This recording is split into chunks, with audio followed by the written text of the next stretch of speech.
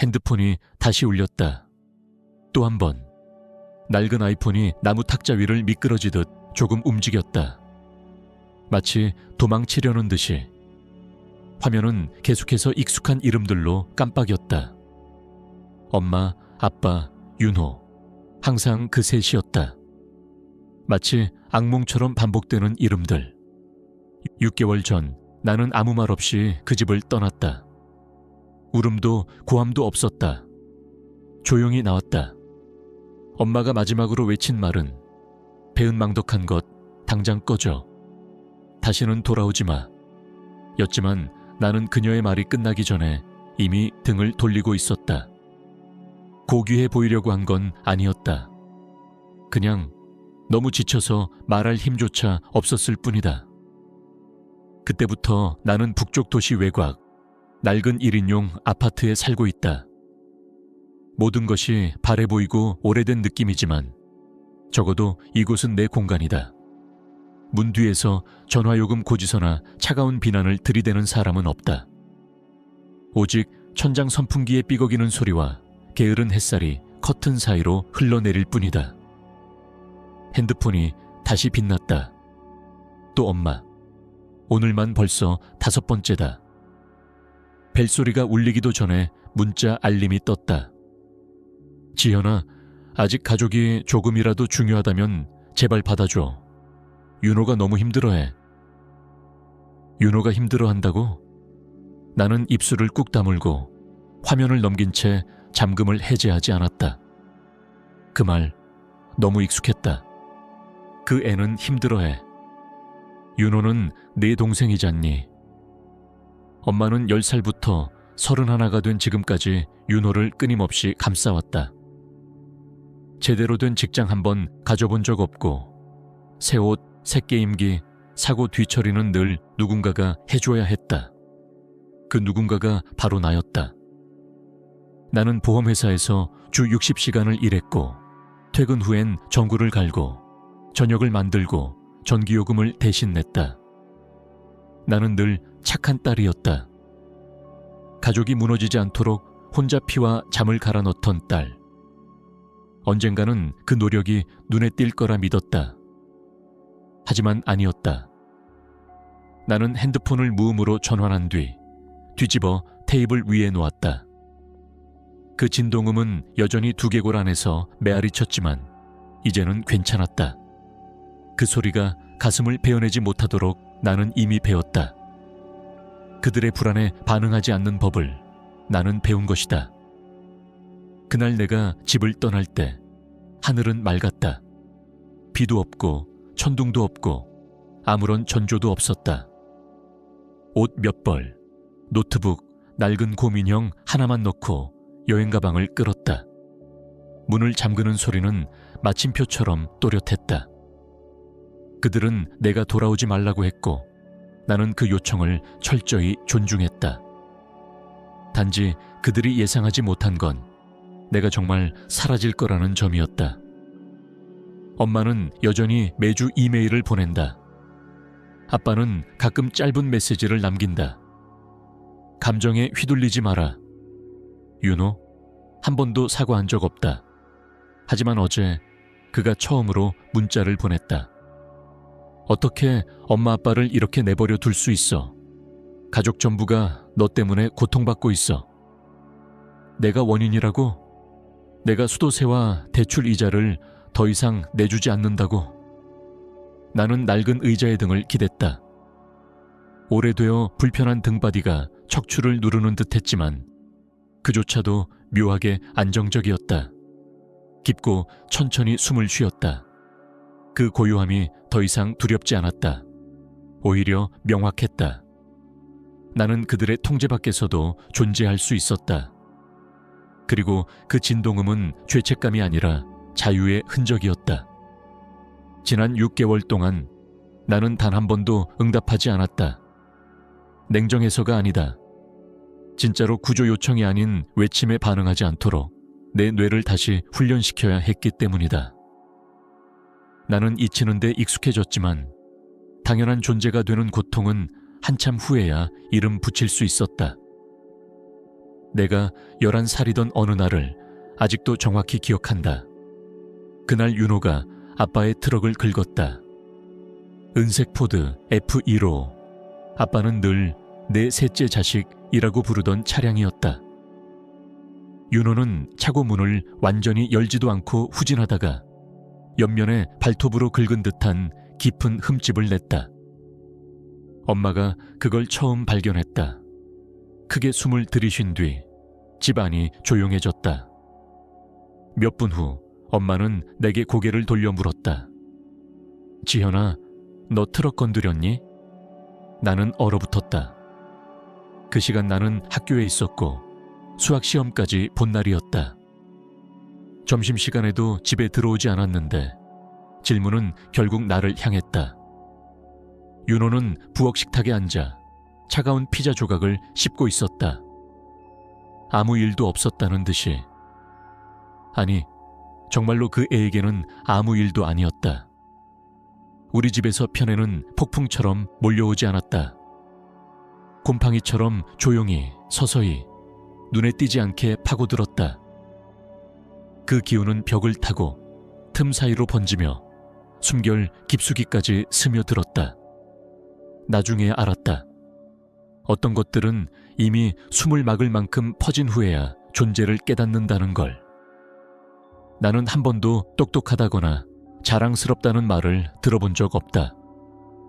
내가 한 모든 노력, 전교 1등, 모범상, 전국 수학 경시대회 수상, 그건 그냥 당연한 수준이었다.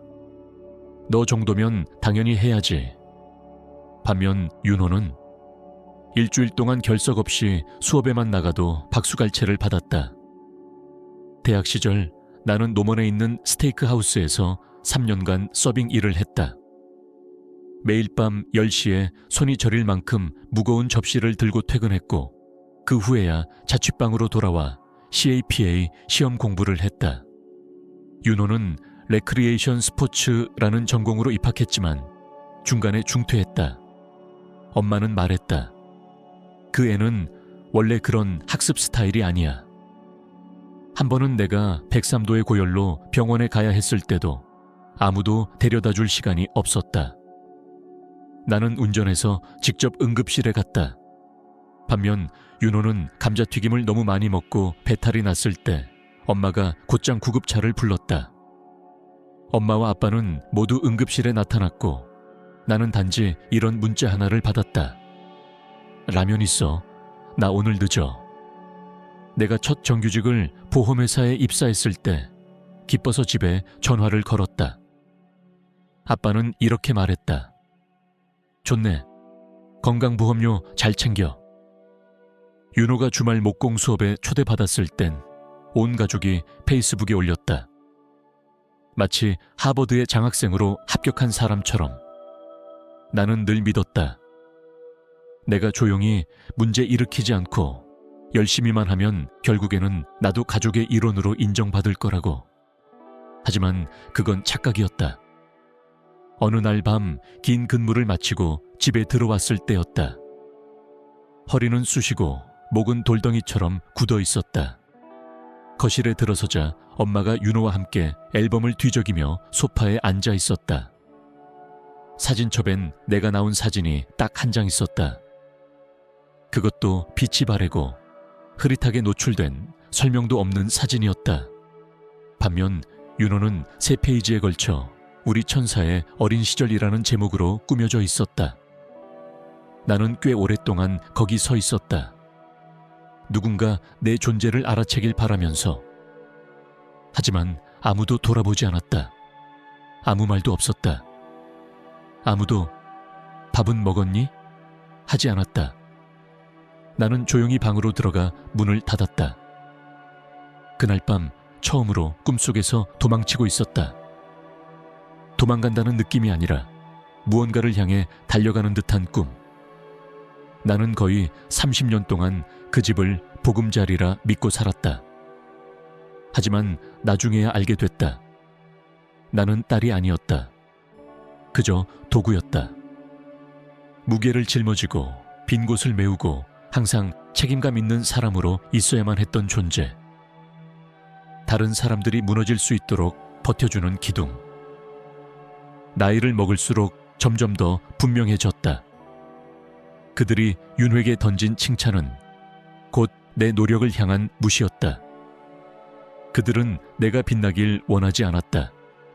그저 조용히 있길 바랐다. 아무것도 요구하지 말고 경계도 세우지 말고, 그렇게 달콤한 거짓말과 질식할 듯한 기대 위에 세워진 가족이라는 허상에 내가 전부를 쏟아놓고 있었던 것이다. 모든 것이 어그러지기 시작한 순간은 아직도 생생하다. 그해 2월, 연말 세무 마감 일주일 전이었다. 나는 사무실에서 야근 중이었고 3일 만에 누적 45시간을 채운 참이었다. 책상에서 일어났을 때 컴퓨터 화면 시계는 밤 11시 45분을 가리키고 있었다. 차 창문에 비친 가로등 불빛이 눈을 찌르듯 아팠다. 그리고 집에 돌아가면 고객의 재무 예측 보고서를 마무리해야 했다. 차 문을 열려던 찰나 엄마에게 전화가 왔다. 지현아, 미안한데 말이다. 이번 달 가스 요금이 19만 원이 나왔어. 아빠가 내는 걸 깜빡했는데 네가 좀 해결해 줄 수 있겠니? 나는 움직이던 손을 멈췄다. 일용직 출입증이 아직 목에 걸려 있었다. 아무 말도 하기 전 엄마는 덧붙였다. 딱 한 번만. 내일 바로 갚을게. 그 말은 너무도 익숙했다. 그래도 엄마의 목소리에 나는 결국 마음이 약해졌다. 그 자리에서 바로 이체했다. 그리고 아무 일도 아니란 듯 집으로 돌아갔다. 하지만 그건 시작에 불과했다. 다음 주엔 전기요금, 그 다음엔 수도세, 그 다음엔 인터넷 요금이 이어졌다. 처음에는 늘 같은 말이었다. 잠깐만, 당장 갚을게. 하지만 어느 순간부터 말이 바뀌었다. 가족끼리 도와주는 게 당연하지 않니? 아빠는 덧붙였다. 지현이가 해줄 거야. 아무도 내 상황은 묻지 않았다. 나에게 돈이 있는지, 밤늦게 전화 받는 게 어떤 부담인지 관심 없었다. 나는 월급이 있는 사람이었고 그것만으로도 모든 걸 감당하는 게 당연한 위치에 있었다. 3달 후 윤호는 새 노트북을 외상으로 샀다가 할부금을 연체해 신용불량자가 되었다. 그 일로 엄마는 내가 회의 중일 때 전화를 걸어왔다. 윤호가 진짜 힘들어. 노력은 하는데 도와주는 사람이 없어. 네가 대신 계약서에 서명해서 새 노트북 하나만 사주면 안 될까? 95만 원 정도면 돼. 천천히 갚을게. 나는 이미 그 천천히가 어떤 의미인지 알았다. 그럼에도 그때는 아직 가족이라는 단어에 얽매여 있었고 결국 예스라고 답했다. 사랑이 악용되기 시작하면 더 이상 사랑이 아니란 걸 나는 그때 아직 몰랐다. 그 후로 3개월 동안 나는 매달 평균 120만 원가량을 보내고 있었다. 전기, 수도, 가스, 윤호의 차 수리비, 아빠의 약값, 카드 연체금까지. 나는 너무 자주 이체해서 은행 앱에 자동 알림까지 설정했다. 어느 달엔 내가 조금만 자금을 아껴 써야 한다고 말했더니 엄마가 한숨을 쉬며 말했다. 너무 계산적으로 구는구나. 우리 가족이 얼마나 힘든 상황인데. 어느 토요일 오후 나는 퇴근하면서 장을 봤다. 홀푸드에서 유기농 우유 2병, 쇠고기, 올리브유, 통밀빵, 세제, 화장지까지 사서 양손 가득 들고 집에 들어갔다. 윤호는 소파에 누워 피자를 씹으며 유튜브를 보고 있었다. 선풍기는 천장 위에서 게으르게 돌아가고 있었고 누구도 나와서 짐을 받아주지 않았다. 누구도 힘들지 하지 않았다. 나는 무겁게 부엌에 물건을 내려놓았고 그 순간 엄마의 목소리가 안방에서 들려왔다. 아빠 좋아하는 과자 샀니? 나는 대답하지 않았다. 그냥 냉장고 문을 열었다. 안에는 내 것이란 걸 알 수 있는 물건이 딱 2가지 있었다. 물 1병, 그리고 마른 레몬 반쪽. 그날 밤 나는 집으로 돌아오자마자 노트북을 열고 새로운 엑셀 파일을 만들었다. 각 항목을 정리했다. 전기, 수도, 가스, 윤호의 차량, 아빠의 약값, 보증 서준 카드값까지. 마지막 세를 계산했을 때 나는 거의 10분 동안 화면을 멍하니 바라봤다. 단 6개월, 총합 1,600만 원이 넘었다. 나는 그 표를 출력해 책상 앞 벽에 붙였다. 돈을 돌려받기 위함이 아니었다. 내 스스로에게 다시는 거짓말하지 않기 위해서였다. 내가 사랑해서 주는 줄 알았지만 사실은 착취당하고 있었다는 걸 잊지 않기 위해서였다. 나는 아니오라고 말하기 시작했다. 아주 부드럽게. 실험처럼. 예를 들어 윤호를 면허 갱신하러 데려다 주지 않았다. 그 결과 엄마는 떨리는 목소리로 전화를 걸어왔다. 너 많이 달라졌구나. 요즘은 참 차가워졌어. 아빠는 짧은 문자 하나를 보냈다. 자기 위치를 잘 알아야 해. 그리고 윤호, 돈 좀 줬다고 잘난 척하지 마.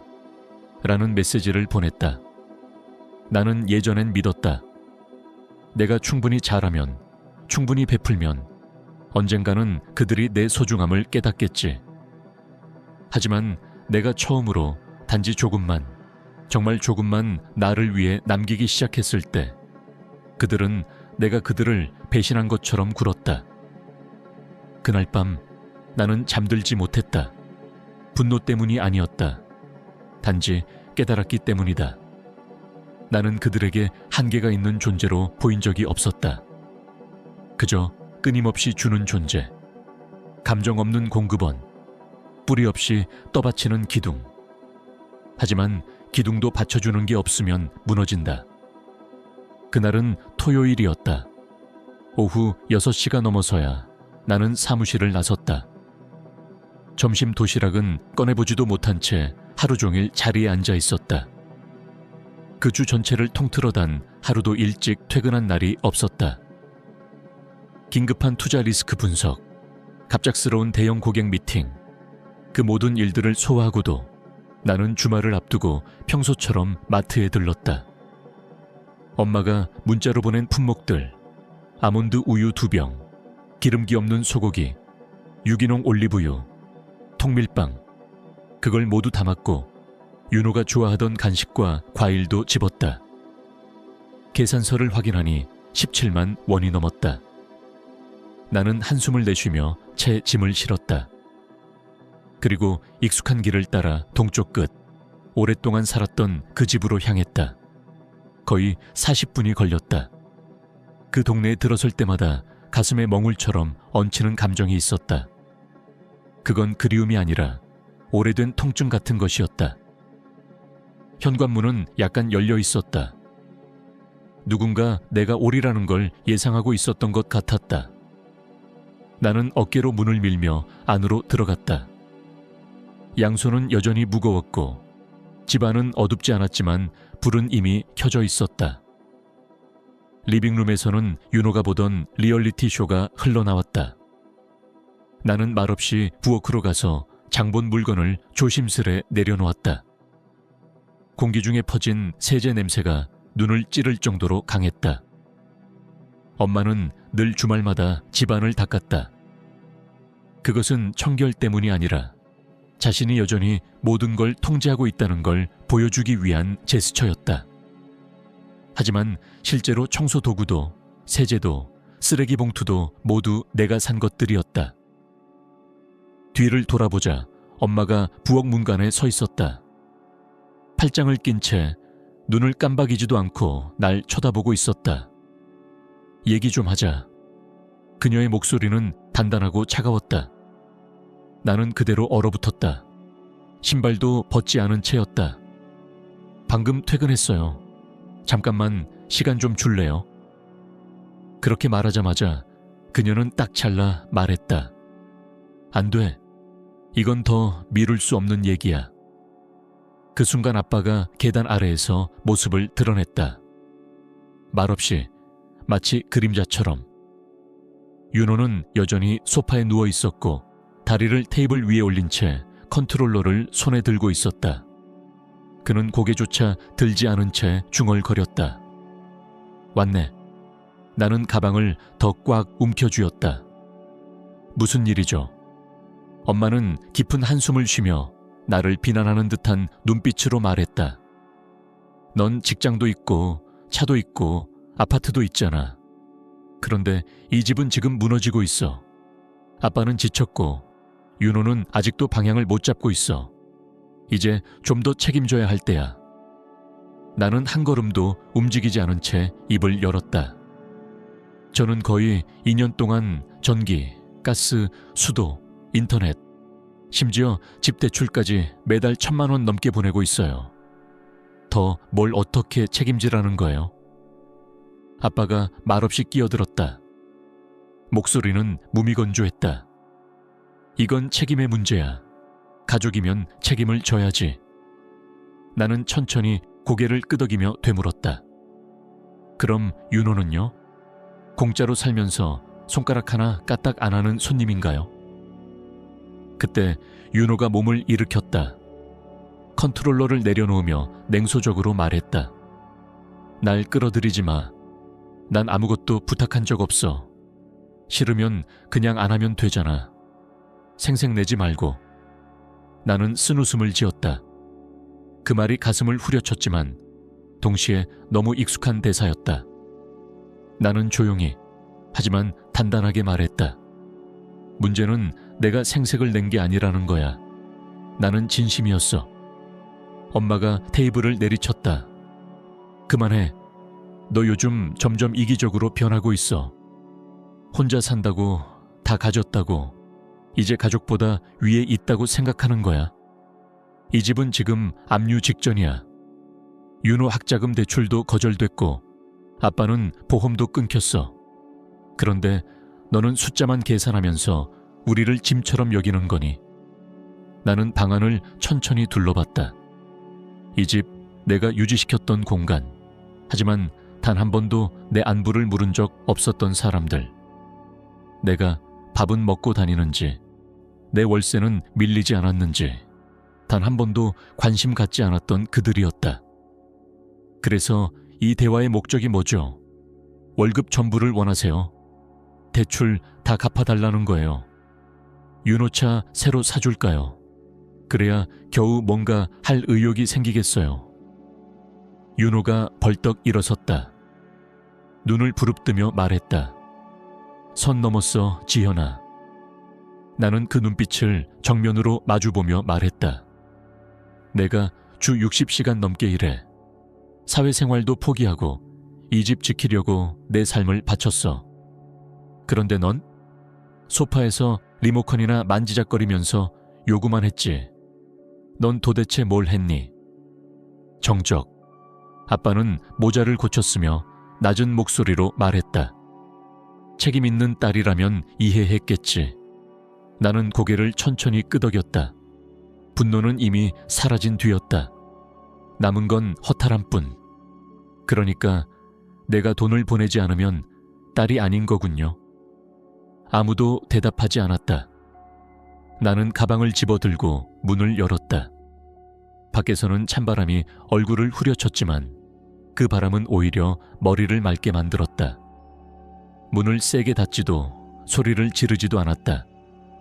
단지 아주 조용하게, 아주 작게, 그러나 분명하게 말했다.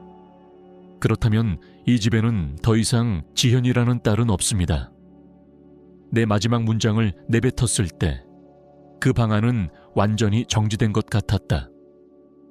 공기 중에 산소마저 빠져나간 듯 모든 것이 무거웠다.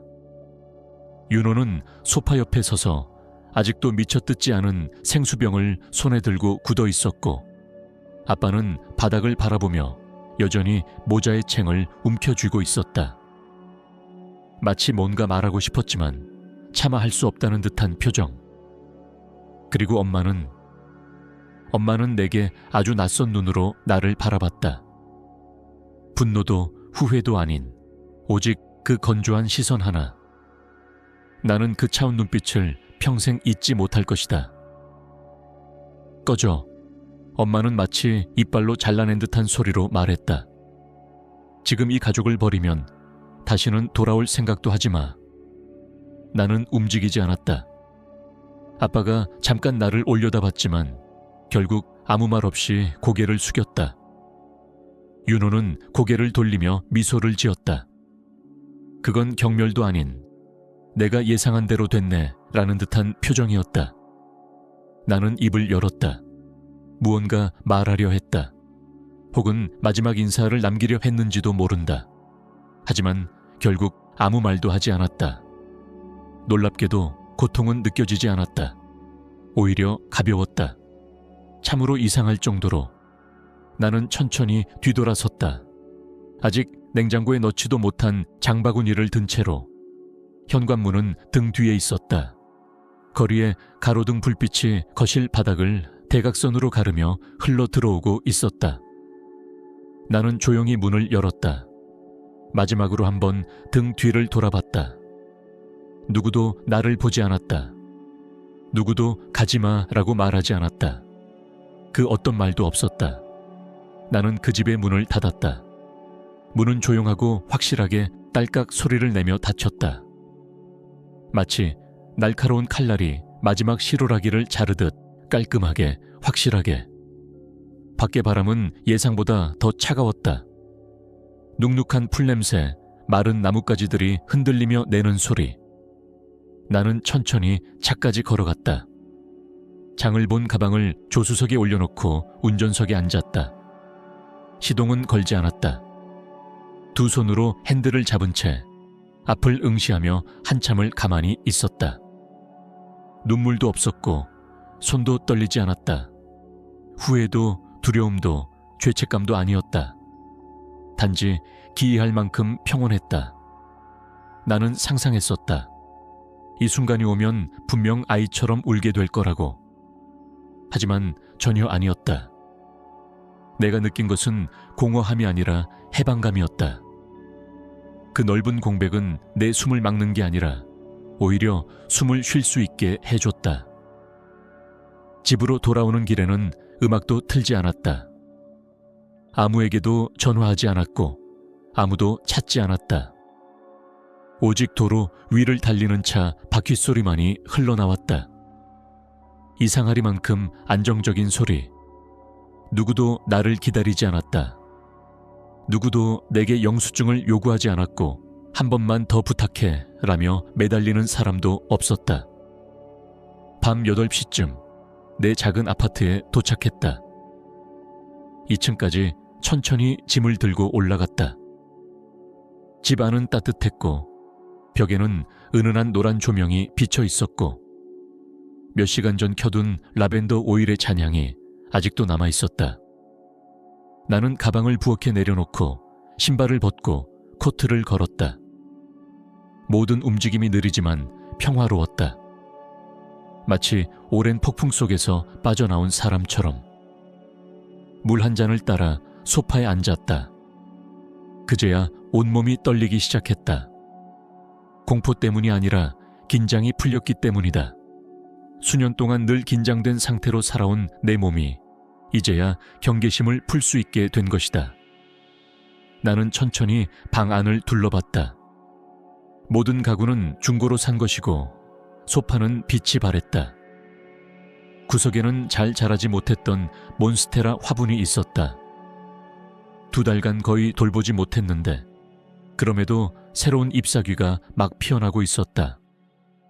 나는 그 식물처럼 나도 살아남았다는 걸 깨달았다. 비록 작고 느리게, 그러나 확실하게. 그날 밤 나는 노트북을 켜고 내 예산 스프레드시트를 열었다. 하단에 표시된 총 금액은 1984만 170원. 그게 내가 지난 1월부터 지금까지 보낸 돈이었다. 어떠한 상환도 없었고 약속이 지켜진 적도 없었다. 스크롤을 내려 맨 마지막 줄에 하나의 항목을 추가했다. 마지막 지출, 자유, 금액, 환산 불가. 그 후 문서를 닫았다. 다시는 열 필요가 없을 것 같았다. 그날 밤 나는 무려 8시간을 내리잤다. 꿈도 꾸지 않았고 새벽에 깨는 일도 없었다. 윤호의 밤늦은 메시지도 없었고 엄마의 알림도 없었다. 오직 천장 선풍기의 일정한 소음과 내 심장이 고요히 뛰는 소리만 있었다. 마침내 평화 속에서 내가 그 집을 떠난 지 3일이 지났을 무렵 아파트의 작은 주방에서 혼자 아침을 준비하고 있었다. 중고마켓에서 구입한 오래된 팬에 달걀을 붙이고 있었고 버터가 지글지글거리는 소리에 기분 좋게 집중하고 있었다. 커피 향이 천천히 아침 공기 속으로 퍼졌다. 그리고 가장 놀라운 사실 하나. 아무도 나를 부르지 않았다. 전화도 없고 문자가 울리지도 않았다. 지현아, 수도관 고쳤는데 12만 원 나왔어. 보내줄 수 있어? 같은 말도 아빠 약값이나 인터넷 비용, 윤호가 라면 먹기 지겨우니까 치킨 시켜달라는 부탁도 그 어떤 것도 없었다. 수년 만에 처음으로 나는 은행 장호를 확인하지 않고 아침 식사를 했고 내 자신에게 돈을 쓰는 것에 죄책감을 느끼지 않았다. 커피잔을 창가에 내려놓고 밖을 바라보았다. 오클라호마의 4월 아침 바람은 여전히 쌀쌀했지만 이제는 그 차가움이 나를 아프게 하지 않았다. 그저 조용히 속삭이는 듯했다. 너는 살아있어. 평화롭게 살아갈 권리가 있어. 나는 나만의 리듬을 다시 짜기 시작했다. 매일 저녁 퇴근 후에는 오후 6시가 되면 노트북을 닫았다. 더 이상 야간 이메일에 답장하지 않았다. 수요일마다 요가 수업을 듣기 시작했고 토요일 아침마다 동네 파머스 마켓에 갔다. 그곳에서 나는 봄토마토가 이렇게 달 수 있다는 걸 처음 알게 되었다. 예전에는 사치처럼 느껴졌던 책 몇 권을 사서 시간 날 때마다 읽었다. 발코니에는 작은 화분을 두기 시작했다.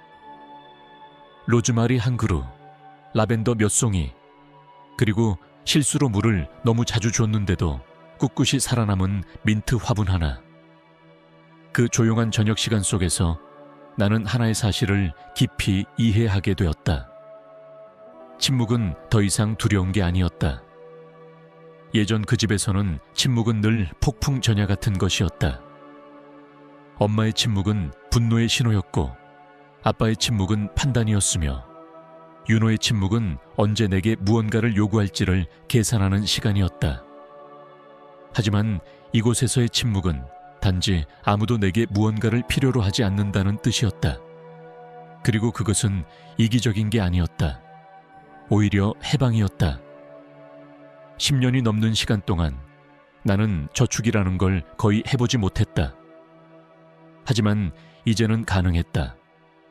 나는 개인 목표만을 위한 새로운 통장을 만들었다. 콜로라도 여행, 새 노트북, 투자 공부를 위한 재무상담사 상담 예약까지. 어느 일요일 아침 나는 콜드브루 커피를 내려 마시며 발코니에 앉아 책을 읽고 있었다. 페이지를 접은 문장은 이렇게 적혀 있었다. 당신은 다른 사람을 편하게 해주기 위해 인생을 천천히 소모할 필요가 없다. 나는 너무 오랫동안 가족이라는 이름 아래 무조건적인 희생이 정당하다고 믿어왔다. 하지만 이제는 알게 됐다. 누군가를 짊어지는 것이 사랑이라면 그 짐을 지는 사람이 무너지도록 놔둬선 안 된다. 진짜 사랑은 누군가를 파괴시키지 않는다. 5월 초에 어느 오후 회사 세미나에서 우연히 대학 시절 친구였던 은지와 마주쳤다. 우리는 점심을 함께 먹었고 식사를 마칠 무렵 그녀가 조용히 말했다. 지현아, 너 예전보다 훨씬 좋아 보여. 대학교 1학년 때 그 지현이 같아. 아니, 그때보다 더 단단해졌어. 나는 웃었다. 어떤 말도 필요 없었다. 등을 꼿꼿이 세운 자세, 몇 분마다 휴대폰을 확인하지 않는 모습, 누군가가 정서적 월세를 청구할까 두려워 손에 쥐고 있던 핸드폰을 놓아버린 내 모습, 그것만으로도 충분한 대답이었다. 나는 엄마, 아빠, 윤호를 차단하지는 않았다. 하지만 알림을 꺼두었다. 숨기기 위함이 아니었다. 단지 그들로 인해 다시 뒤로 끌려가지 않기 위해서였다. 지난 6개월 동안 그들의 메시지를 본 적 있다. 어떤 건 비난이었고 어떤 건 아무 일 없었다는 듯한 말투였으며 또 어떤 건 애원이 담긴 내용이었다. 하지만 나는 단 한 번도 답장하지 않았다. 왜냐하면 이제는 안다. 답장이 항상 친절인 것은 아니다. 때로는 침묵이야말로 가장 강력한 자기 방어다. 그날 저녁 식사를 마치고 설거지를 하던 중 우편함에서 가져온 편지 더미를 정리하고 있었다. 전단지 몇 장 사이에 얇은 봉투 하나가 섞여 있었다. 발신자는 은행, 수신인은 엄마 이름이었고 오른쪽 아래에 조그맣게 내 이름도 인쇄되어 있었다. 봉투를 뜯었다. 서류의 첫 줄에는 굵은 글씨로 적혀 있었다. 모기지 연체 최종 통지서. 나는 순간 멈춰 섰다. 숨을 한번 천천히 들이쉬고 문서를 접어 조용히 식탁 위에 올려두었다. 그 모든 문장 하나하나가 이미 예감했던 현실을 확인해주는 증거처럼 느껴졌다. 그리고 이번에는 달랐다. 당황하지 않았다. 불안하지도 않았다. 나는 이 모든 상황을 더 이상 굽신거리며 마주하지 않아도 되는 위치에 있었다. 다음 날 회사에서 분기 보고서를 정리하던 중 아빠에게서 메시지가 왔다. 단 8단어.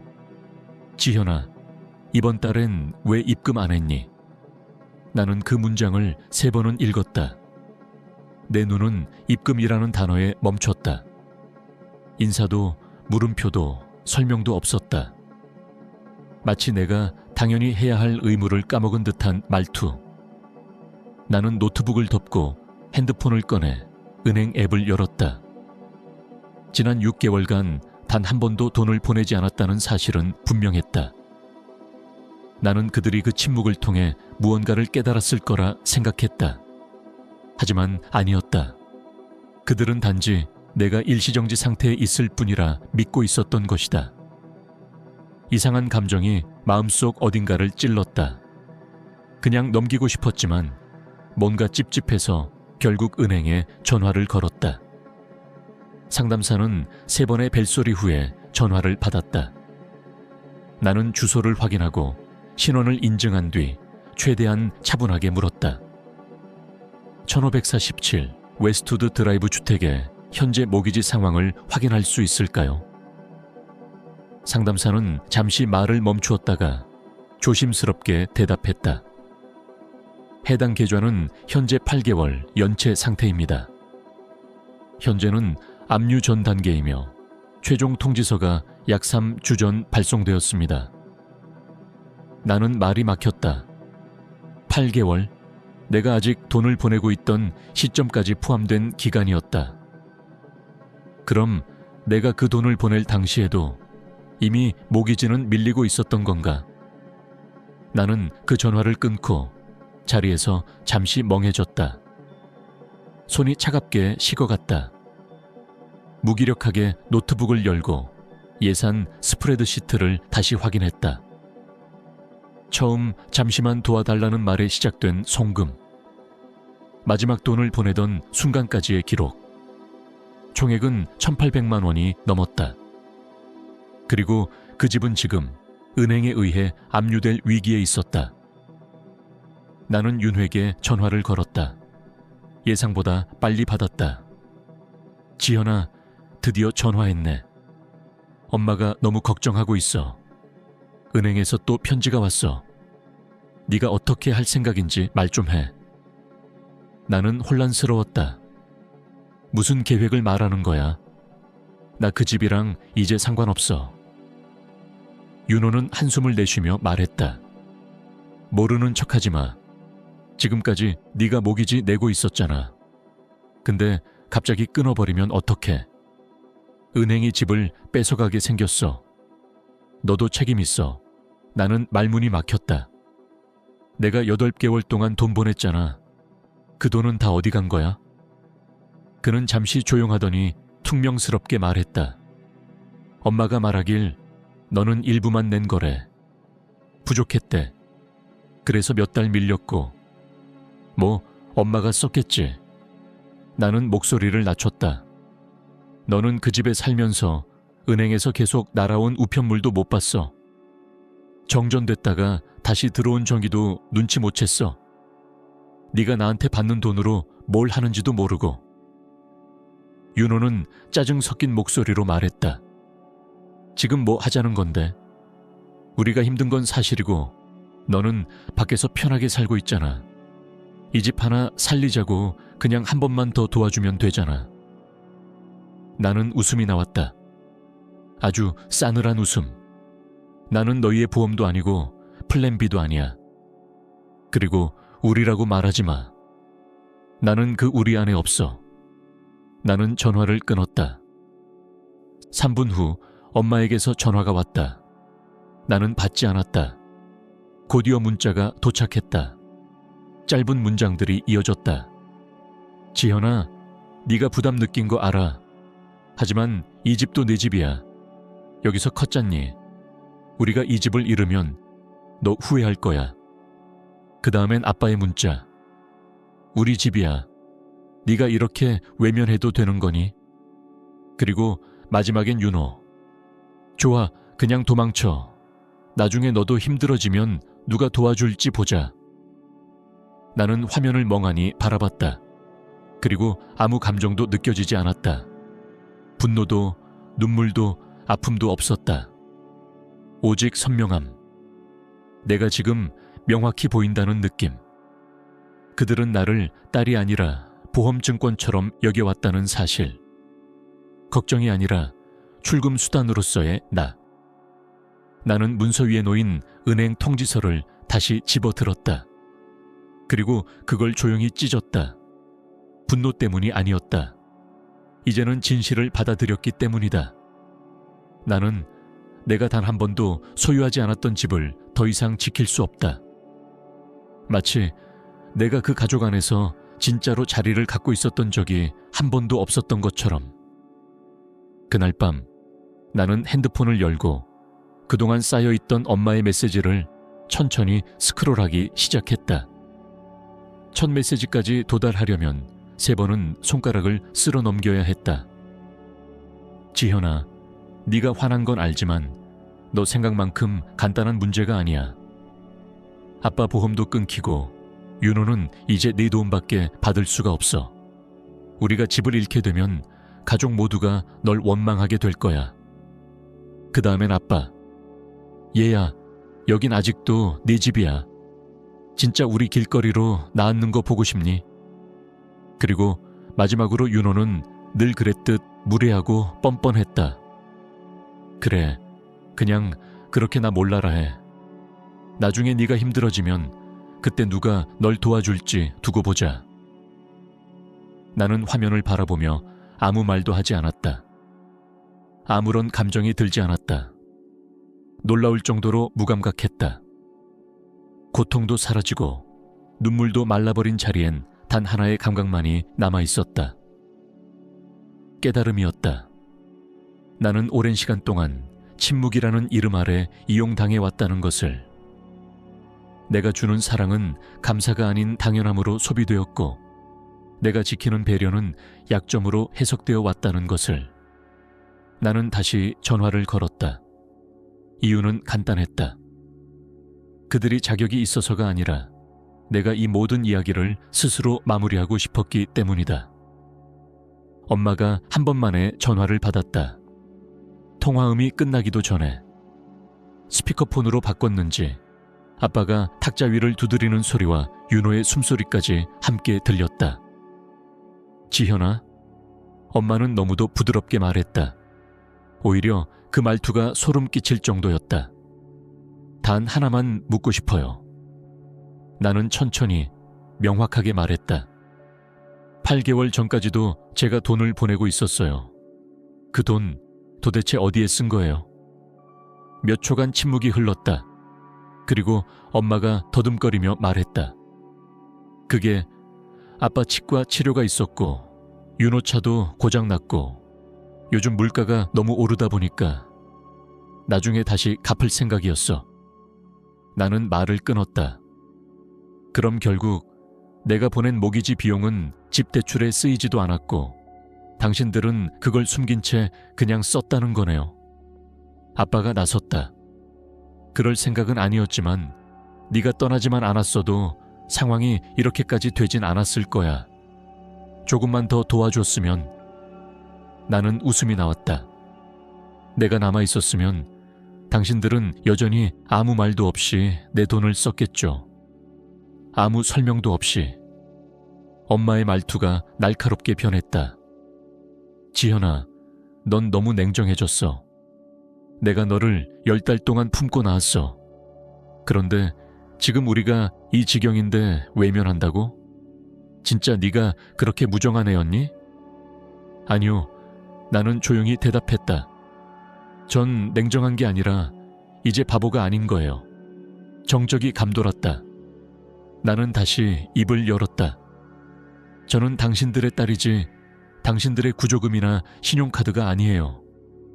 저는 보험이 아니고 비상금도 아니고 마지막 구제책도 아니에요. 이제 그만하세요. 윤호가 배경에서 소리쳤다. 지 잘났다고 착각하지 마. 네가 뭘 했다고 그렇게 떠들어. 가족 없었으면 넌 아무것도 아니었어. 나는 웃었다. 슬픔도 분노도 없는 웃음. 오히려 그의 말은 그들이 얼마나 오랫동안 나를 지우며 살아왔는지를 명확히 보여주는 증거였다. 나는 너희 덕분에 성공한 게 아니야. 나는 차분하게 말했다. 너희를 견디며 살아남았기 때문에 성공한 거야. 엄마는 울기 시작했고 아빠는 길게 숨을 내쉬었으며 윤호는 욕설 섞인 무언가를 중얼거렸다. 하지만 나는 신경 쓰지 않았다. 행운을 빌게요. 나는 마지막으로 말했다. 이제 당신들의 선택은 당신들 스스로 책임지세요. 그리고 누가 나와 인연을 끊었는지 누가 물어오면 진실대로 말하세요. 내가 도운 돈을 당신들이 딴 데 썼고 그 사실을 내게 숨겼다고. 그리고 전화를 끊었다. 손은 떨리지 않았고 심장은 조용히 고르게 뛰고 있었다. 나는 연락처를 열었다. 엄마 차단, 아빠 차단, 윤호 차단. 미움 때문이 아니라 평화를 위해서였다. 마지막으로 가족단체 채팅방에 들어갔다. 짧게 한 문장만 남겼다. 나는 더 이상 너희의 플랜 B가 아니야. 안녕. 그리고 방을 나왔다. 수년 만에 내 핸드폰은 완전히 조용해졌다. 죄책감 섞인 문자도, 자정 넘어 울리는 전화도, 나를 잘못한 사람처럼 몰아붙이는 울림도 없었다. 나는 조용히 소파에 앉아 페퍼민트 차를 따라 마셨다. 창밖으로는 해가 막 지고 있었고 하늘엔 주황빛이 남아 있었다. 쿠션에 등을 기대고 눈을 감았다. 빈 듯하지만 이상하게도 가득한 느낌. 그들이 앞으로 어떻게 지낼지, 누가 새롭게 희생양이 될지, 어떤 이야기를 주변 사람들에게 지어낼지 나는 모른다. 그리고 알고 싶지도 않다. 단 하나만은 분명히 안다. 나는 더 이상 그 이야기의 마지막 문장이 아니다.